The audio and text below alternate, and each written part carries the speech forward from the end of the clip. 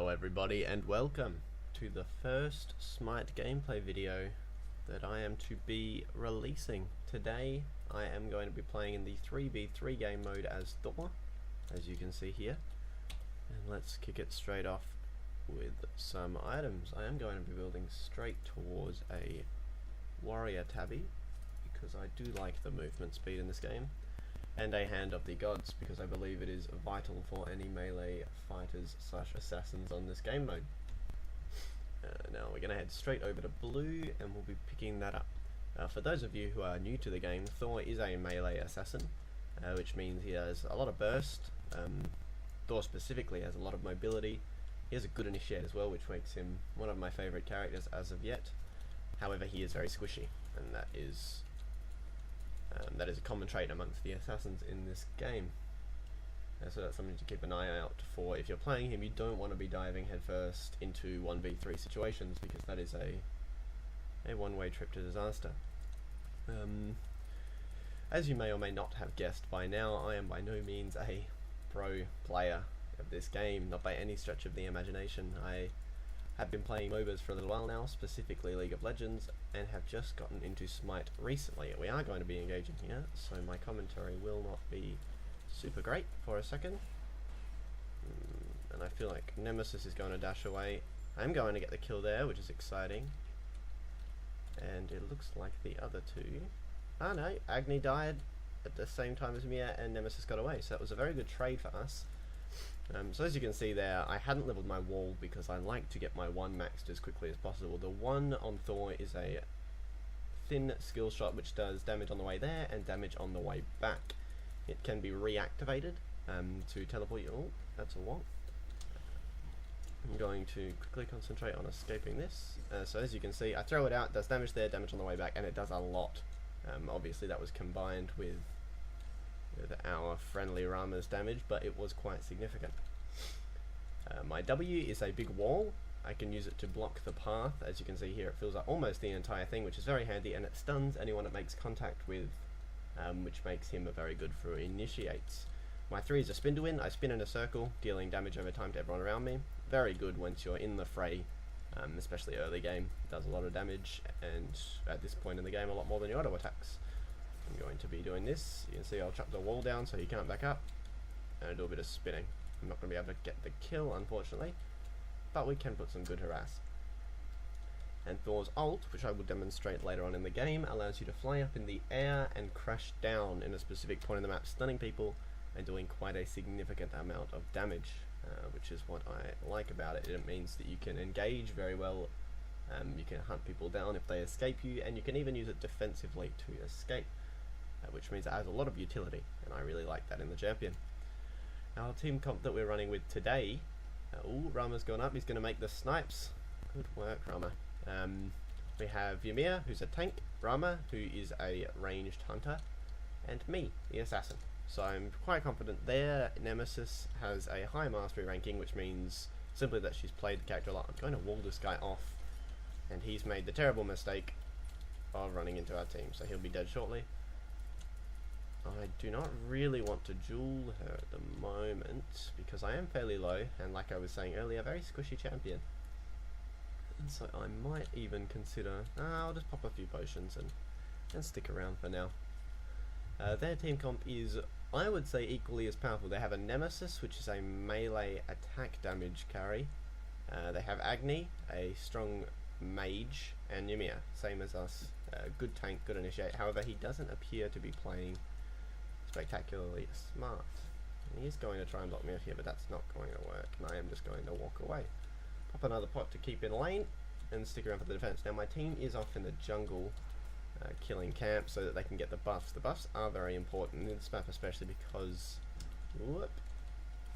it does allow for some good advantages. I'm hoping they come back and go in, because I would very much like to show off my ult, as well as get a few more kills, because who doesn't enjoy mindless murder? Okay, so with them here, I'm going to try and make the sneaky plays. So as soon as we have vision on the enemy, I'm going to attempt to ult in over the wall and start this fight. I'm going to do it now. Ymir might not be the best target, but it would be fun to use it nevertheless. So I put it down, put my wall down to stop their retreat. Whack him a bit. I am out of mana, which means I can't use my 3. However, ooh, I might actually die here. So you can see I made the mistake there of getting caught out on low health. My team was unable to peel for me because I was there was nothing I could do about it myself. However, we got 2 kills for my death, so I would say that's worth, especially considering Rama, like most damage carries, is spectacularly strong when fed. I particularly am a big fan of Rama. I think he has a very nice skill set, a lot of escape, a lot of mobility, and a lot of damage, especially with his ult, which allows him to clutch kills even when surrounded by the opponents. So what have I been building this game? Like I was saying earlier, it's still very new, so I still follow these core item builds. However, I am a fan of them, especially on Thor. I feel like it allows you to do a lot of damage. Hello. Please don't. As you can see, he failed to reactivate his ult there, so he did not do any damage and wasted quite a significant cooldown. My team is engaging in the right hand jungle, so I'm going to peel up behind. However, this does not look like an engage I want to participate in. I'm going to clutch the kill there and try my best. I am going to activate my ult here. As you can see, defensively, I can use it to fly up in the air and simply smash down elsewhere. It's not ideal, of course, because you like to use it for the engage, but it did save my life, and it allowed me to get a sneaky kill on the Nemesis there, which is always fun. What else is there to discuss before I start rambling mindlessly? Back to my item build. Yeah, I do like the core item build. I do like to get a few of the defensive fairly early because I have a tendency to go pretty crazy.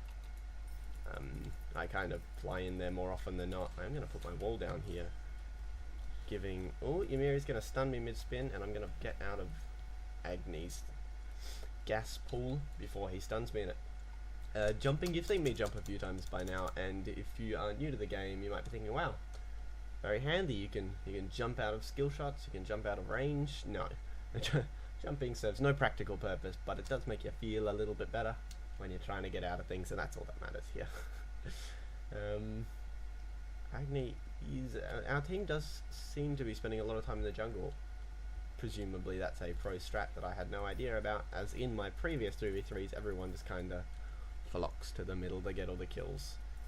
Ymir is constantly getting too close. He is going to take a fair bit of damage here, and we're probably going to kill him. Ow. I'm not sure that he is supporting his team as best as he can. He probably should be waiting. I mean, in fact, he almost certainly should be waiting for his team to arrive. I'm going to hold back, try and land some ones. I don't have the health to go in. Yeah, and they're all going to go down there. As you can see, the second anyone jumped on Rama, he just flew up in the air and used his ult to lay some pressure on, forcing the Nemesis out of the fight and keeping himself alive. That's what we like to see. Some good plays. Going to grab some more health pots, because health pots are very important in this game, as well as every other MOBA that I've played. You don't want to be out in the fight, or you don't want to be out of the fight for too long, so if you just lose a bit of health to poke, you can just pop a potion and get straight back in the fight. I do believe that this is looking pretty good for us. I don't like games that end up too one-sided. I feel that it's about as fun to watch as it is to play, and that's not very. But this one I still feel like they have some potential. If Ymir can get a good engage on us, they can lock me down and the Rama down. I am going to go in here though, because I would like to get some... Ooh, maybe this was a terrible, terrible idea.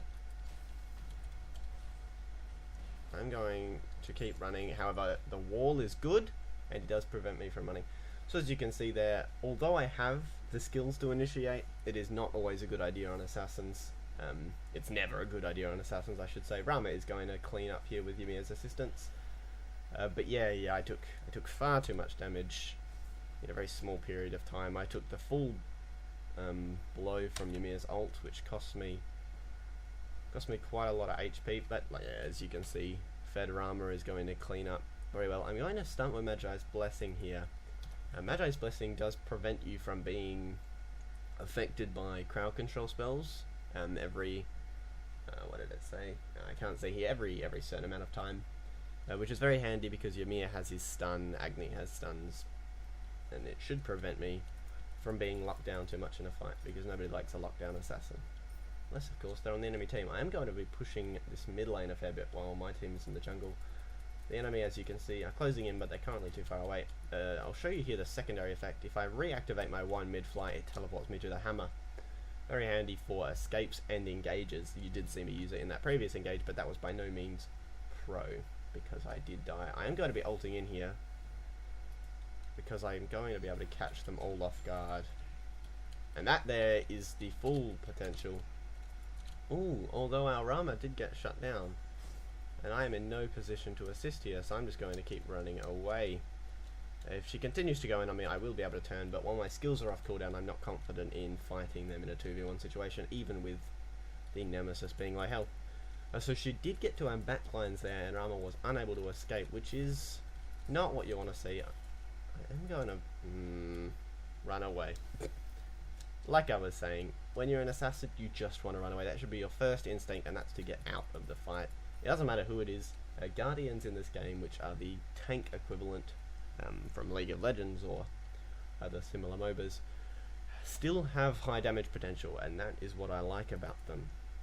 Even if they are built full tank, they can still hurt you.